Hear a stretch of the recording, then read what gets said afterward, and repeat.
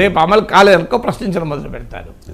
So అందువల్ల మేనిఫెస్టోను ఒక పార్టీ ఎన్నికలకు ముందు బాగా ప్రచారం పెడతాయి, ఎన్నికల తర్వాత అది ఎక్కువ చర్చకొస్తే ప్రమాదం. ఎందుకంటే అమలు చేయాలి కదా. ఇప్పుడు రోజు గుర్తు చేస్తూనే ఉంటారు, ఎందుకు గుంటారు ప్రత్యర్థులు. డెఫినెట్గా మొదటి సవాల్ ఏంటంటే సూపర్ 6 అమలు చేయడం. ఎందుకంటే సూపర్ 6 అమలు చేయాలి. ఎందుకంటే అంటే జగన్మోహన్ రెడ్డి సంక్షేమ పథకాలపైన పెట్టిన ఖర్చు కన్నా చాలా ఎక్కువ ఖర్చు.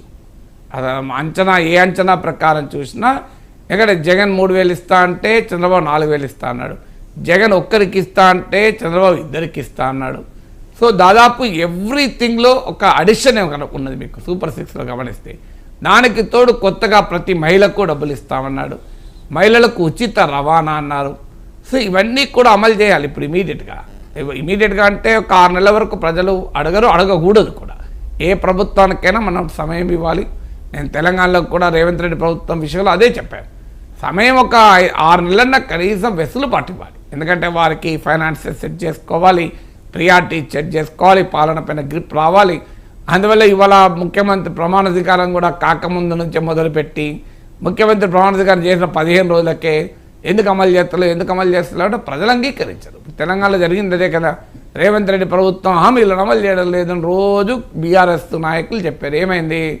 కాంగ్రెస్కు 40% ఓటింగ్ నిలబడింది, బీఆర్ఎస్ ఓటింగ్ 17% పడిపోయింది. అందువల్ల ఇప్పుడు కూడా we have to give time to the government.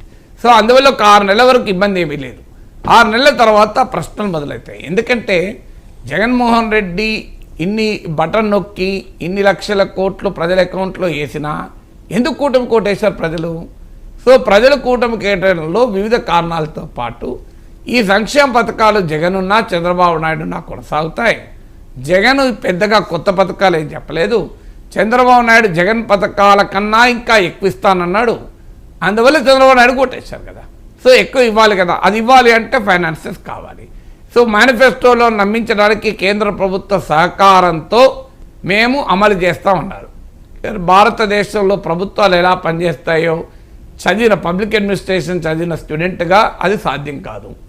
ఏ కేంద్ర ప్రభుత్వము కూడా తమ పార్టీ రాష్ట్ర ప్రభుత్వ స్కీమ్లకు కూడా డబ్బులు ఇవ్వదు. మీరు ఉత్తరప్రదేశ్లో యోగి ఆదిత్యనాథ్ ప్రభుత్వం స్కీమ్ పెట్టింది అనుకుందాం, రాజస్థాన్, మధ్యప్రదేశ్, ఛత్తీస్గఢ్లో బీజేపీ ప్రభుత్వం ఒక స్కీమ్ పెట్టింది అనుకుందాం, వాటికి కేంద్ర ప్రభుత్వం డబ్బులు ఇవ్వగలుగుతుందా? సో అందువల్ల కేంద్ర ప్రభుత్వం తన పథకాలకు డబ్బులు ఇస్తుంది. ఆ పథకాల్లో కాస్తంత ఎక్కువ కేటాయిస్తే కేటాయించదు. ఇప్పుడు ఉపాధి హామీ పథకం ఉంది, సో ఇందిరా ఆవాస్ యోజన కింద ఆంధ్రప్రదేశ్ కొన్ని ఎక్కువ ఇండ్లు కేటాయించవచ్చు, ఉపాధి హామీ పథకం కింద ఎక్కువ పనులు కేటాయించవచ్చు. ఎందుకంటే అదే డబుల్ ఇంజన్ సర్కార్ కనుక. కానీ బియాండ్ అ పాయింట్ రాష్ట్ర ప్రభుత్వ పథకాలను కేంద్ర ప్రభుత్వం అమలు చేయదు ఎప్పుడు కూడా, అది ప్రాక్టికల్గా జరగదు. సో ఇప్పుడు ఏం చేయాలి మరి? ఫైనాన్సెస్ ఒక మాట చెప్పచ్చు, జగన్మోహన్ రెడ్డి ఆర్థిక విధ్వంసం చేసి పెట్టాడు, నాశనం చేసి పడేయాడు, 30 ఏళ్ళలో జరగాల్సిన డ్యామేజ్ జరిగింది.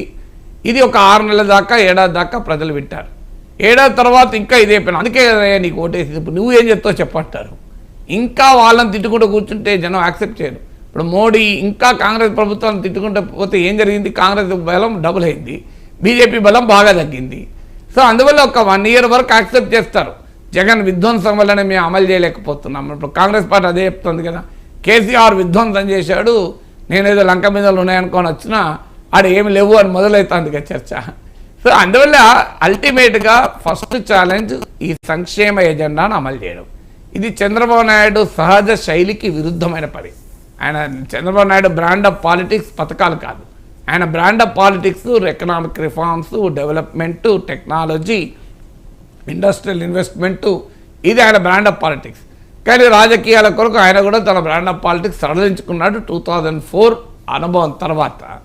సో ఇప్పుడు దాన్ని అమలు చేయాలి. అమలు చేయాలంటే నిధులు, సంపద సృష్టించి మేము అమలు చేస్తామని చెప్పాడు. కానీ సంపద రేపు పొద్దున బటన్ నొక్కితే అకౌంట్లో డబ్బులు పడ్డట్టు సంపద రాదు. బటన్ నొక్కితే ప్రభుత్వ ఖజానా నుంచి ప్రజల అకౌంట్లోకి పడుతుంది, కానీ ప్రభుత్వ ఖజానాలోకి డబ్బులు బటన్ నొక్కితే పడదు. సో అల్టిమేట్గా ఎకానమీ పెరిగి ఇన్వెస్ట్మెంట్ వచ్చి ఆంధ్రప్రదేశ్ ఆర్థికంగా బాగా డెవలప్ అయితే అప్పుడు వస్తాయి రిసోర్సెస్. అప్పటి వరకు 5 ఏళ్ళు పూర్తయిపోతుంది. మరి ఇప్పుడు ఇమీడియట్గా ఈ సంక్షేమ ఎజెండా ఎలా అమలు చేయాలి? సంక్షేమ ఎజెండా పైన భారీగా జగన్ పెట్టిన దానికన్నా ఎక్కువ ఖర్చు పెడితే ఆటోమేటిక్గా డెవలప్మెంట్ మీద పెట్టలేరు. ఇప్పుడు జగన్ దెబ్బతీసింది అదే. అయ్యా పథకం ఇస్తున్నా కానీ ఆ రోడ్లు అంతా దరిద్రంగా ఉన్నాయి అనే కదా ప్రజలు కొట్లాడింది. ఇప్పుడు ఆ రోడ్లు అలా ఉంటే ప్రజలు యాక్సెప్ట్ చేయలేదు.